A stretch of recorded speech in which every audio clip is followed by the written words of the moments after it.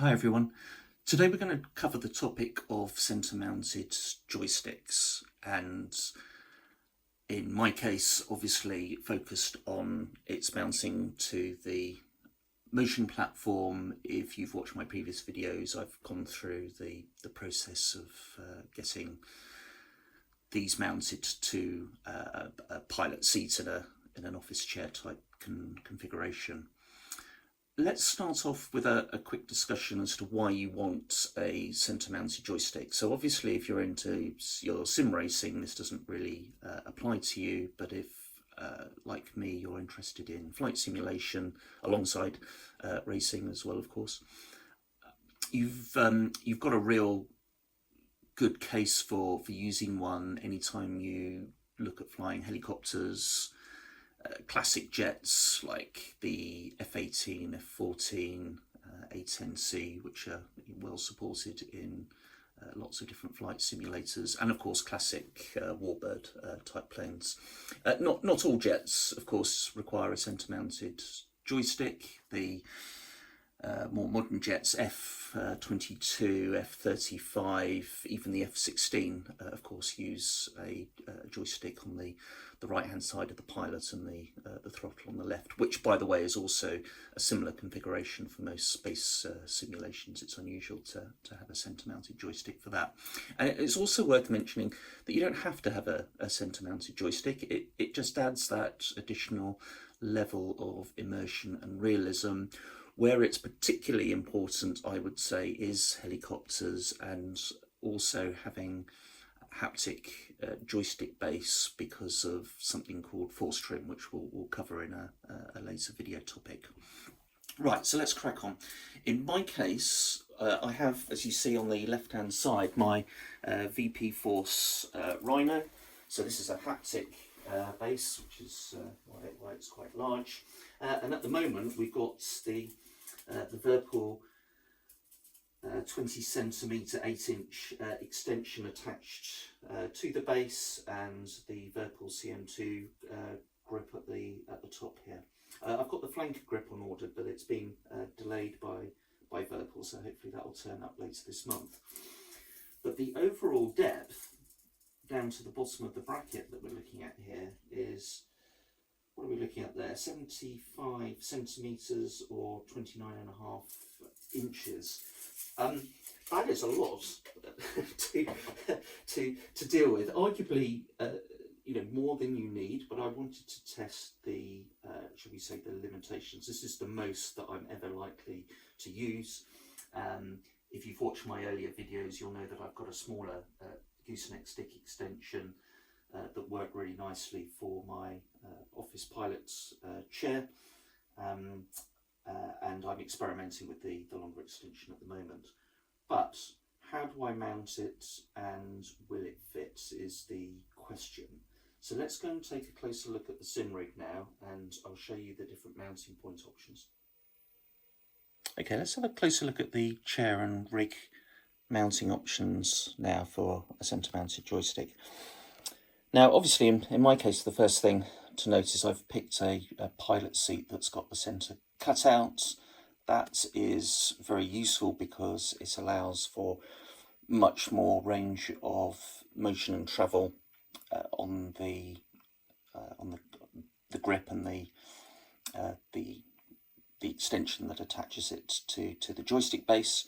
So some people prefer to mount their joystick base up very high, almost level with the seats, and put their grip on top of that. You can do that. It's it doesn't give you the same range of motion, and obviously the pivot point is a lot closer to your wrist. But as a compromise, it's not a bad option at all. And of course, sometimes you don't have the range of depth that allows you for a joystick extension. What else? Some people like to use a very deep gooseneck to get around the curvature of the front of the seat. So like most things with with flight simming, it's not an either or. There's compromises and choices to be made based on what you have and what it is that you want to simulate. Right, so if we take a closer look at the base here of the pilot seat, you can see we've got a centre mounting option here. This plate is attached to the underside of the seat. It's bolted in at the bottom, and then of course the seat is attached via these horizontal bits of profile from the frame. The sliders are bolted down into that. There's another one of these, obviously, at the back of the seat to give it stability. And of course, because it's aluminium profile, you've got the grooves that allow you to attach the T-nuts inside that you can then bolt into. So you could use that as a mounting point. In my case, I am going to use the chair mount, because as much as anything, I want the ability to use these thumb screws to be able to install and remove the joystick quickly and easily, because if you're flying like general aviation, commercial jets and things like that, you haven't really got a need for a centre mounted haptic joystick. Obviously for racing sims, you wouldn't want that either, and you could just remove the grip and the extension, but those parts aren't really designed to be taken apart and put back together very frequently. A much neater option is just to remove the whole joystick, and I also want the option to mount it onto my office chair pilot seats as well. The one thing that isn't easy to move, of course, is this horizontal bar here. You can move the whole thing forwards and backwards, because it's bolted on the left and right into T-nuts, as is the one behind. So you can slide the whole chair assembly base of the frame forwards and backwards, in addition to the sliders that the chair sits on. You can see the handle for it there on the left hand side for the sliders. But once it's screwed in and attached, you don't really want to be moving that. So the first thing is you've got to make sure that there's enough room between this horizontal bar and the front of the top assembly here to allow whatever you're going to mount below the height of the chair to go into. A lot of cockpits, particularly those that are customized for motion rigs, that they've been built by the manufacturer themselves, they use a central spine that comes across down here that attaches to the the pedal plate to give you that mounting option. But of course those designs have the limitation of however deep that is, the distance between that central spine and the height or the base of the chair, that's going to limit you as to how deep something can go, because you're not going to be able to to sort of pass through that particularly easily. You'd have to use some pretty elaborate sort of customized steel tubing or bolt some profiling to rearrange that effectively, having to almost like chop the pedal plate off, or as is most likely, and you see on most people's pictures, what they're having to do is mount the joystick much sort of higher up, because they haven't got the space to drop it down, so they can't have a long extension. It's just simply not an option for them, or it's too much trouble to do that. It's worth saying that some fighter jets, and I'm thinking of the Typhoon Eurofighter, does actually have its base and joystick mounted quite high up and close to the top of the seat. So again, it's not fair to say that you've got to have a long stick extension and that you have to mount the joystick in a very low configuration. What I suggest you do want, though, is the option and the ability to do that should you want to support that type of flight stick and flight control and things like that. And then lastly, the other bit that you're going to have to deal with, of course, is, and we touched on this a second ago, is how deep, how far down can I go? We talked in one of my earlier videos about the need to make sure that the power distribution box there, you can see the timing relay with the green and red lights on. I can't lower that any further, and that does potentially offer an obstruction. In my case, I've got it, I decided in the end to mount it at the back, because you can see that the chair overhangs the back portion, so you're not going to be able to put anything below the chair, or anything other than something like a haptic base shaker or something like that below the seat. So given that the chair is already overhanging the back of the top assembly, you might as well put the power distribution point below that. Yeah, so the front of the rig is there in my case, and the power distribution, I opted for putting it in the back. I thought I was being clever by moving it to the front and to the side at one point, but then that actually caused more problems than it solved. So that's what we ended up with in the end. Right, so let me show you the mounting process, and let's see if we can get this very long stick extension installed onto the motion rig.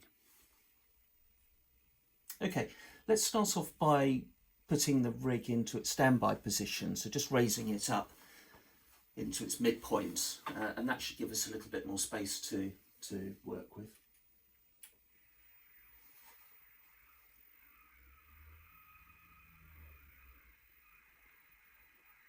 Right, the next thing is the chair on its sliders. I'm going to push it into its backmost position.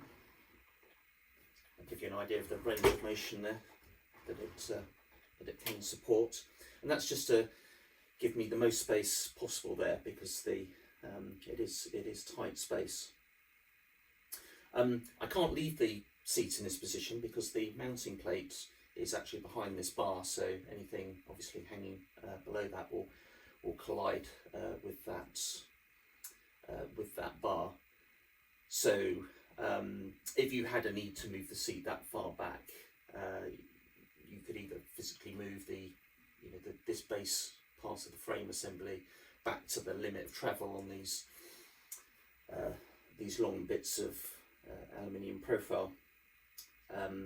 But other than that, if you've got longer legs than me, for example, you have, of course, the option of pushing the pedal plate forward. So again, just to give us the maximum amount of range. So if I take the joystick here, it is quite heavy. I'm just going to put that inside there and rest it on the enclosure lid. And then if we slide the seat forward, it's just locked into position. So now this mounting plate is aligned with this horizontal bar here. And if I lift up the joystick,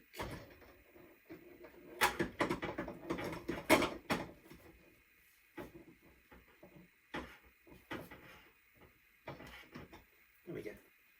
Making a bit of meal out of that, but actually it was locked in and engaged. Tighten up the screws.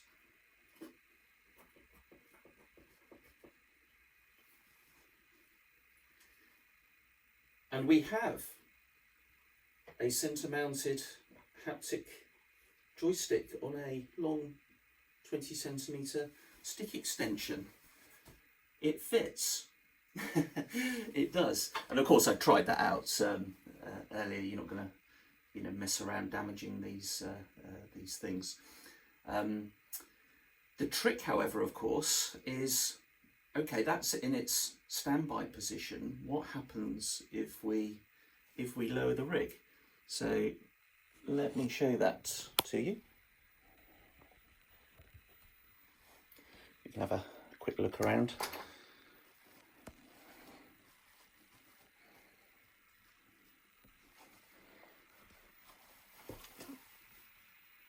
See the level of clearance there. And of course what you would do is measure this range here before trying to lower the rig or putting it back into its into its parked position.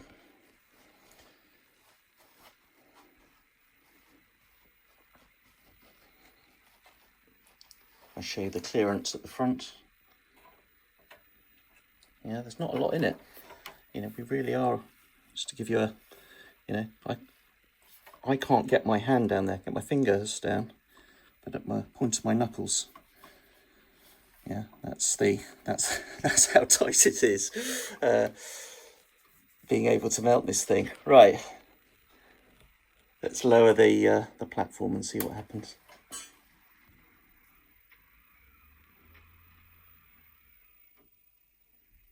Okay. So it has lowered. I didn't hear anything go crunch or bang. Let's have a look underneath. See what level of clearance that we're dealing with there. I'm struggling to get a good view of it there. You have to sort of, yeah, kind of peek through the bottom. Okay, there we go. Looks like it's leaning forward slightly. That probably means I need to tighten up one of the screws. But again, that is right on its limits. You know, we're talking less than a centimetre there clearance between the top of the assembly and those M8 bolts. But I am happy to say the Motion for SimRig can support a deep haptic joystick base with stick extension. Very good, very happy about that. Now, you might be wondering, with the popularity and growth of haptic joystick bases, will the new Moza AB9 base fit? Does it have enough room and clearance to do that? So I had a quick look at the dimensions on the Moza's manual and website, and I'm happy to say that certainly with this length clearance here, you're looking at, in the configuration I have it in anyway, about 23 centimeters, which does allow for the depth of the Moza base. I think it's a little bit taller than the Rhino, but it should work at least on at least on paper. It's going to be incredibly tight, but of course once that seat's in position, the motion rig moves, but the joystick base, because it's attached to the chair, is going to move with the motion rig. So yeah, we don't have to account for any of that. It should work, is the short answer. So I hope you found that useful. We're going to keep going now, adding more flight sim peripherals, and then when that's done, topic for future videos, I'm going to look at the racing sim peripheral devices and see how that looks attached to the rig. Anyway, thanks for watching. As usual, if you've got any questions, leave them in the comments below, and I'll see you on the next one.